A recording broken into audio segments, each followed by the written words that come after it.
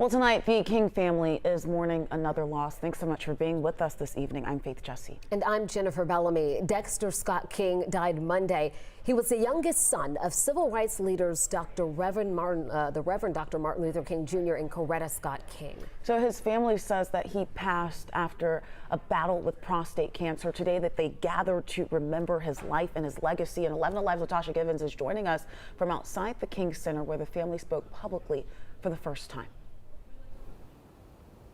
Good evening, Faith and Jennifer. We're used to seeing Dr. Bernice King deliver powerful speeches, but today as she spoke to the public, she was very emotional as she talked about losing another sibling, this time her brother, Dexter Scott King. Now, the King family is known for its rich history, and they say it was Dexter who played a significant role in securing it. What's this? This is the Nobel Peace Prize awarded to Dr. King for his nonviolent work. What's that? That's the proclamation declaring Martin Luther King Jr.'s birthday a national holiday. How come you know so much about him? Yeah! Because he was also my father. Dexter Scott King was the third child of Reverend Dr. Martin Luther King Jr. and Coretta Scott King. This was the introduction to the music video for King Holiday. He was the executive producer. It celebrates his father's birthday becoming a national holiday, featuring everyone from Whitney Houston to Run DMC. Creating this video is just one example of his business acumen.